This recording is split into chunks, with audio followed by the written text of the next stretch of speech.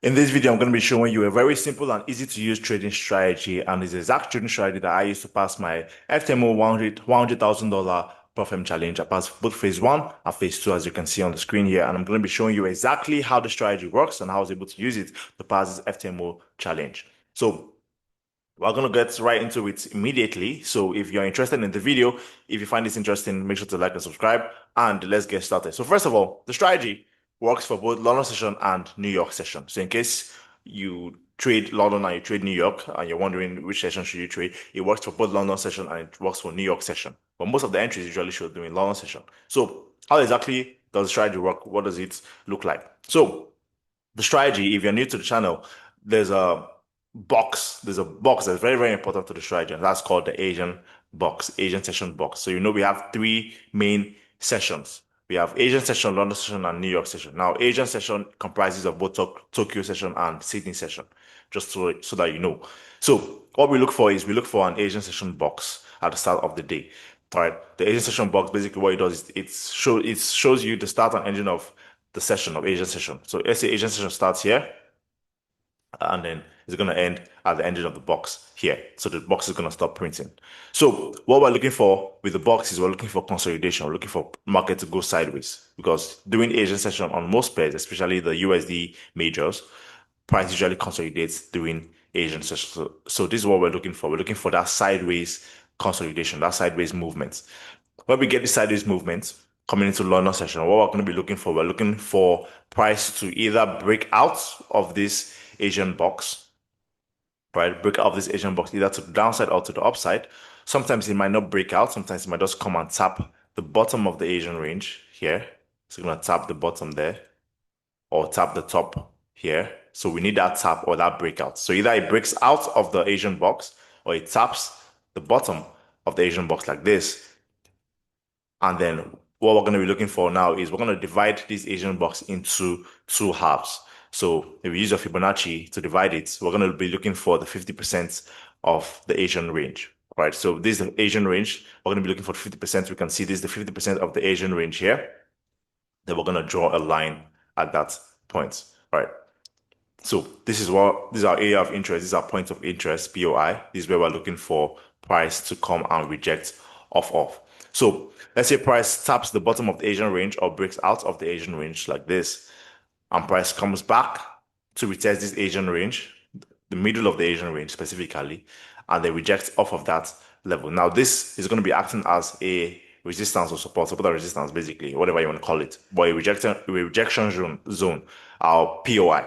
So once price gets to that point, taps it and starts to reject, it's gonna show you a rejection candle, maybe a hammer or an engulfing candle, star formation, whatever candlestick pattern that shows you that price is rejecting off of this level here. Once price begins to reject off of that level, then we're going to be looking for a sell. So we're going to enter a sell here. We're going to put our stop loss above the structure or maybe at this high all the way up there. And then we're going to be looking for a 1 to 2 or a 1 to 3 risk reward on this trade. And then we can expect price to dump all the way down there and go to our take profits. All right. Sometimes you might have an order block at the middle of this range as an extra confluence, or you can have something at the middle of the range. But what we're looking for mainly is we're looking for price to come to this middle of the range, reject off of the middle of the range, and then we're going to be looking for sells off of that because we know that if price is in the downtrend, we know that we're going to be trading the pullbacks, right? So this is basically a pullback. This is like a 50% pullback from the high to the low. So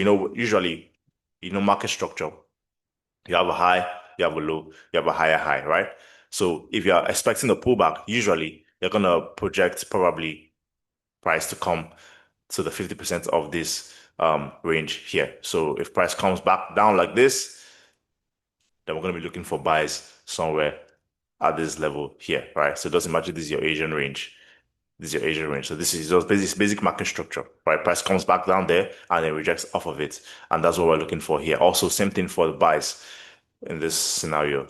We're looking for buys, we're looking for price to go like this, and then come, and then we're looking for buys in there. And then you're going to usually get an entry at the open of London session or maybe at the open of New York session. That's usually when the entries show up, right? I'm going to show you a couple of examples here. We had one that showed up last week on gold. It was a very nice trade that showed up last week on gold. So let me clear out these things. So we have these cells all the way from this high because gold has been going up for months, right? And then it finally reversed. So the structure shifted from an uptrend to a downtrend, right? We have breakup structure at this point here. Price broke structure at this point, and then we know that we're in a downtrend currently. So looking for sales, we can see at this point here we have the Asian range. So you can see this gray box is our Asian range. This gray box is our Asian range. This green box is our London session, and this other gray box here, I don't know if you can see that, but this is our New York session here, right? So you might be wondering what indicator is this that prints this. So if you've got indicators on your screen here on TradingView, the name of the indicator that shows you the sessions is called FXN Asian Session Range by Rob Mincy. So you can add it to your chart and modify it. I modified the colors to suit what I want, my preference basically. So this is the Asian range, it prints automatically. And also what happens is it also shows you the middle of the range when you are actively trading on that day. So if you look at here, you can see this is how it's going to look like on the day that you're trading, right? So you're going to see you have the middle of the Asian range here already. So it's showing you that middle of the Asian range. So what we can see here now on this structure is price came from the bottom of the Asian range here on gold, went to the middle of the Asian range, and at the open of London session, as you can see here, price rejected off of this level. I mean, it closed above and entered back in. The moment it enters back in, we're looking for sales there. We're going to put our stop loss above or maybe here, all right? And then we're going to go for a 1 to 2 or 1 to 3 risk reward on this trade. And this went for like a total of 1,700 pips on gold, all right? So this is a very beautiful example of what I'm talking about, right? We also saw one on AUDUSD recently. That was last week. Was it last week? Yeah, I think it was last week. Yeah. This was another trade on AUDUSD that you can see here. So we see price has been trending to the upside. We have this uptrend. We can see price has broken structure all the way up here, broken all the structures here, right? So we're expecting price to continue up for an uptrend.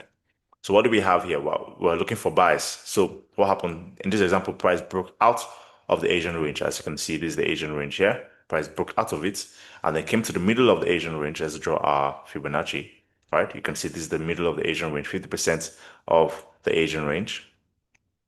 Let me delete this thing.